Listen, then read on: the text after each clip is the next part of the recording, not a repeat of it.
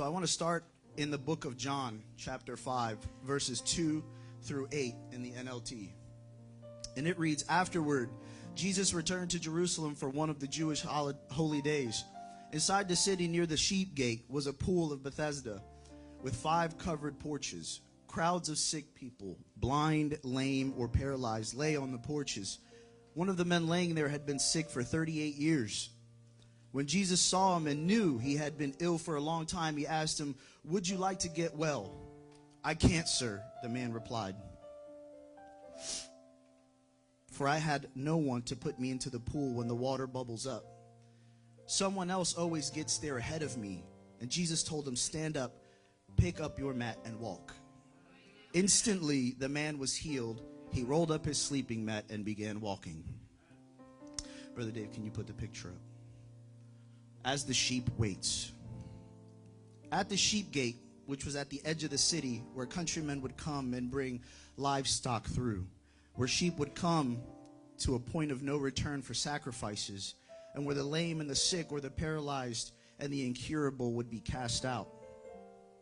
Seems like they were hidden and put aside away from the city's good and distinguished citizens. Amen.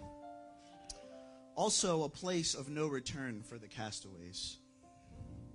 We read that Jesus walks near the gates in the city and passes by the pool, and he sees this man laying here and knew, or had come to know and perceive, that he was there for a long time.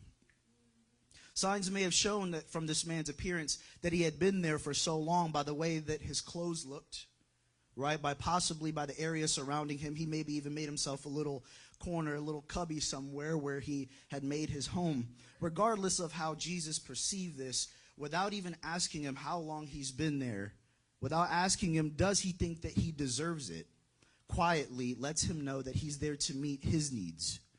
Out of the multitudes that were suffering at the pool, right? Because it says that this was an area where all of the castaways were, all of the people that were sick and lame. So he asks him, "Do you want to be made well?" And his response was, "I got nobody to take me to the pool. My legs don't work like they used to. My body isn't whole, and while I'm dragging myself, while I'm straining to get there, they just jump down before me." He doesn't even answer the question that God asks him.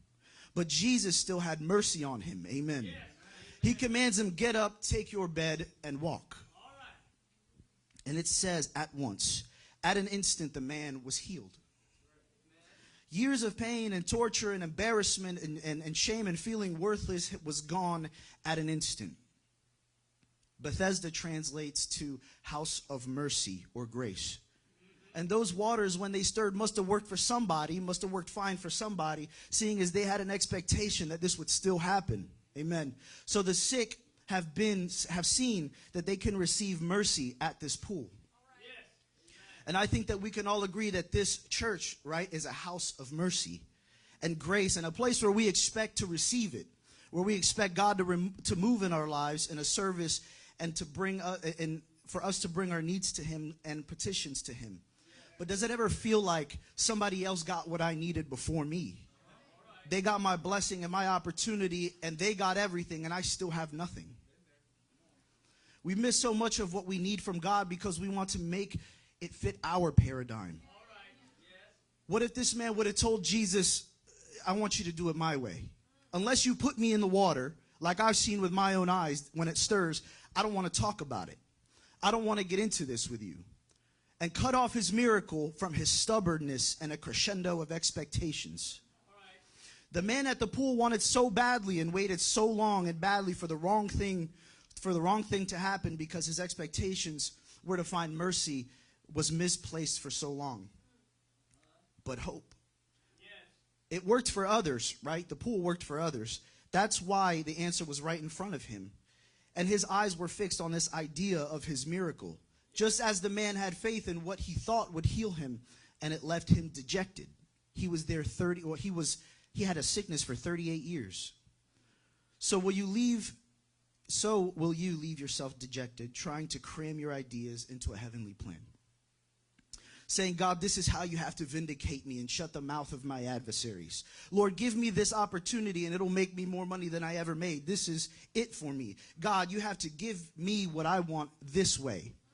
in the way that I can see it unfolding. But the man got the same result that he wanted.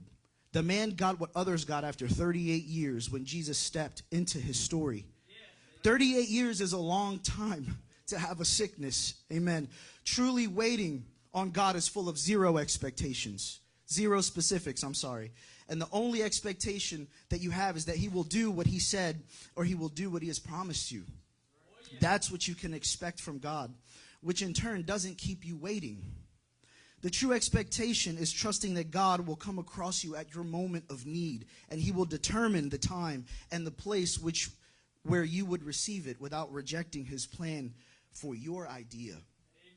Because you can't anticipate something that you have no timely expectations for. If you know, I'm going to get what I want, I'm going to get what I prayed for, I'm going to get what he has promised me, but I'm not going to put a stamp on it. There is no expectation there with time, but you expect that God will deliver on those things. Amen. Amen. Singers, musicians can come back up. Jesus says in John 10, 7 through 9, I tell you the truth, I am the gate for the sheep. All who come before me were thieves and robbers, but the true sheep did not listen to them. Yes, I am the gate. For those who come in through me will be saved, and they will come and go freely and find good pastures. Don't wait for the waters to stir. Amen. Don't wait for the answer that is tangible. Wait for God to arrive. Who here wants to be made well? Amen. Who here wants to be made well? This isn't just a physical ailment. This is just about something that you have been waiting on. Are you willing to be wrong in the sight of God? Are you willing for the answer to your pleading be in the contrary of what you thought it was? A valuable lesson that we learn from this man is while you wait, don't wait. The Lord tends to his sheep. Amen. You will find good pastures into his gates when the Lord brings you through the waiting.